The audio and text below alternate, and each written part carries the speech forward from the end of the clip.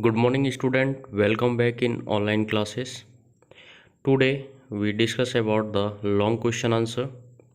Yesterday we discussed about short question answer. Now today turn is long question answer. Now first long question is, your parent and teacher ask you to wash your hands and other exposed part of your body whenever you come back from a playground. What is the reason for it? यानी कि आपके teacher और parents आपसे हाथ या other body parts जो कि खुले हुए हैं उनको धुलने के लिए बोलते हैं जब आप किसी खेल के मैदान से बाहर आते हैं, प्लेग्राउंड से खेल कर बाहर आते हैं. What is the reason for it? इसके पीछे कारण क्या है? तो रीज़न आपको बताना है कि आपसे हाथ और पैर धुलने के लिए क्यों बोला जाता है. तो चलिए इसका आंसर देख लेते हैं. Our parent tell about wash our hands and other body parts because when we play in the ground, maybe we came into contact with germs, and these germs enter in our body when we eat or drink some food or some things and cause many serious disease. यानी कि जब हम playground से खेल कर आते हैं तो हो सकता है कि हम या हमारे बॉडी पार्ट्स जर्म्स या माइक्रोब्स के कांटेक्ट में आए हों और वो खाने पीने की वस्तुओं के साथ या फूड के साथ हमारे बॉडी के अंदर जा सकते हैं और हमें बहुत सारी बीमारियां उत्पन्न कर सकते हैं. Now look at B part. Why are some bacteria called good bacteria? Mention two reason. यानी कि कुछ बैक्टीरिया को गुड बैक्टीरिया कहा जाता है. इसके पीछे क्या रीज़न है? दो रीज़न आपको बताने हैं. Some bacteria are beneficial for us, like as lactobacillus convert milk into curd. Lactobacillus जो बैक्टीरिया होता है रॉड शेप्ड का, वो मिल्क को कर्ड यानी कि दूध को दही में कन्वर्ट करने में हमारी हेल्प करता है और ये हमारे लिए हार्मफुल नहीं होता है, ये हमारे लिए बेनिफिशियल है. सेकंड रीज़न, ईशरिचिया कोलाई यानी कि शॉर्ट में बोलते हैं E coli, live in our intestine and keep clean it. जो ई कोलाई बैक्टीरिया है वो हमारी आंतों में रहता है, इंटेस्टाइन में, और उसको साफ़ रखता है. तो ये हमारे इंटेस्टाइन को साफ़ करने में काम आता है और इससे हमें बेनिफिट होता है, या हम कह सकते हैं ये बैक्टीरिया हमारे लिए बेनिफिशियल है, हार्मफुल नहीं है. तो ये आपके दो रीज़न थे जिनमें बताया गया है कि बैक्टीरिया हमारे लिए बेनिफिशियल भी होते हैं. Now next question. Deepu bot A packet of milk and drank it. Deepu ने एक दूध का पैकेट खरीदा और उसको पिया. इट टेस्टेड सोर, जो कि उसको सही नहीं लगा या आउट ऑफ टेस्ट हो चुका था. ए फी हावर लेटर ही बिकम इल, कुछ घंटे बाद वो बीमार पड़ जाता है. Why did Deepu become ill, Deepu बीमार क्यों पड़ गया. How can we prevent fresh milk from getting sour, यानी कि हम फ्रेश मिल्क को आउट ऑफ टेस्ट होने से कैसे बचा सकते हैं. एक्सप्लेन, विस्तार में बताइए. Now answer is, if Deepu drink out of taste milk, यानी कि यदि दीपू खराब दूध पीता है यानी कि जो खराब हो चुका है, it can cause food poisoning due to presence of unwanted microbes in it. खराब दूध पीने से, आउट ऑफ टेस्ट मिल्क पीने से फूड पॉइजनिंग हो सकती है क्योंकि उसमें बहुत सारे अनवांटेड यानी कि अवांछनीय माइक्रोब्स या जर्म्स प्रेजेंट हो सकते हैं. We can prevent fresh milk from getting sour by the heating up और पास्चुराइजेशन प्रोसेस और kept inside the refrigerator at low temperature. हम फ्रेश मिल्क को आउट ऑफ टेस्ट होने से बचा सकते हैं, ख़राब होने से बचा सकते हैं. किस तरीके से? यानी कि हम उसको गर्म करके ठंडा कर दें, यही पास्चुराइजेशन प्रोसेस होती है. और हम उसको यानी कि मिल्क को रेफ्रिजरेटर में लो टेम्परेचर पे रखें तो माइक्रोब्स ग्रो नहीं कर पाएंगे लो टेम्परेचर पे, और हमारा जो मिल्क है वो लंबे समय तक के लिए सुरक्षित बना रहेगा, आउट ऑफ टेस्ट नहीं होगा।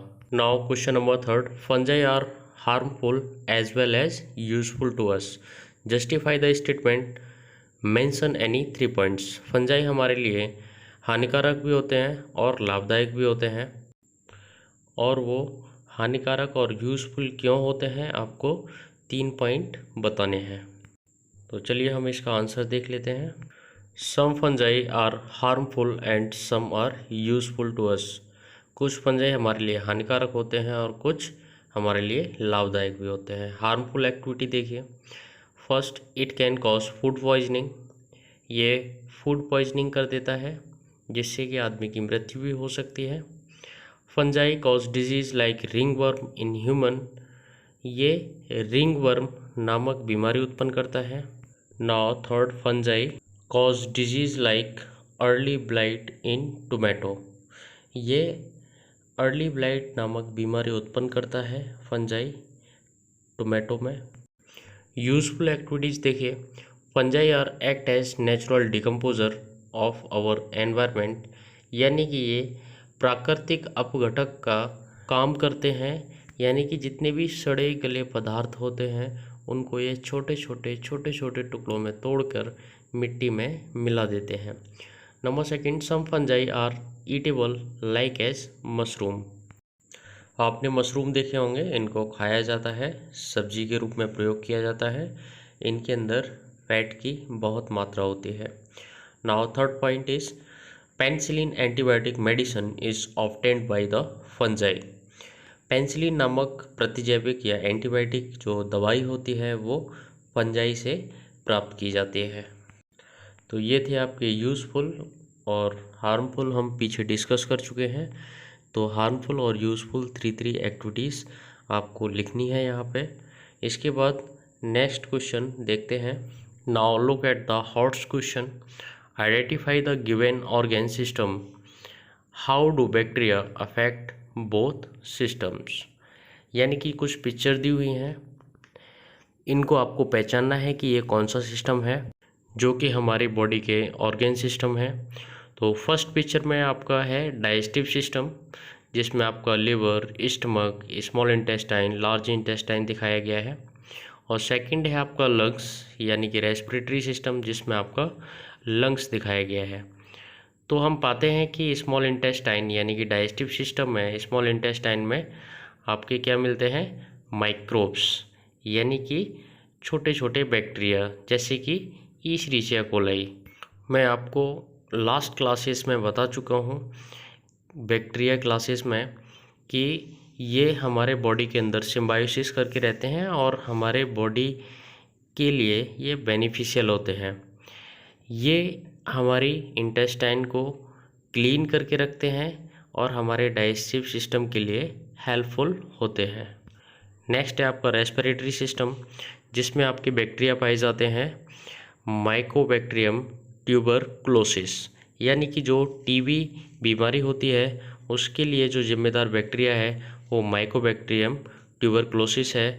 इसके अलावा अभी कोविड-19 चल रहा है, ये वायरस हमारे लंग्स को इन्फेक्ट करता है। चलिए आंसर देख लेते हैं। E coli present in our intestine and keep clean it, already discuss about it. Second is mycobacterium tuberculosis bacteria cause tuberculosis यानी कि TB disease that cause infection in our lungs. तो E coli हमारे intestine मिलता है, ये हमारे intestine को साफ करके रखता है। और माइकोबैक्टीरियम ट्यूबरक्लोसिस जो कि टीबी नामक बीमारी को कॉज करता है, ये बैक्टीरिया हमारे लंग्स में इन्फेक्शन क्रिएट करता है। Values and life skill question है ये। A child in your play group eat junk food regularly, you have noticed that he often put his finger in his mouth to remove stuck particles. What danger do his habit pose? What advice would you give him? यानी कि आपके साथ का group का एक बच्चा है जो बहुत ज़्यादा जंक फूड यानी चॉकलेट वगैरह और जंक फूड तली चीज़ें खाता है और वो अपने मुंह में या दांतों को साफ़ करने के लिए अपनी फिंगर इस्तेमाल करता है, और इससे क्या खतरे हो सकते हैं और क्या एडवाइस देनी चाहिए उस बच्चे को, ये आपको बताना है। If any one child put his finger in his mouth to remove stuck particle, this bad habit of child cause many disease because maybe child come into contact with germs and these germs enter in their mouth from their hands।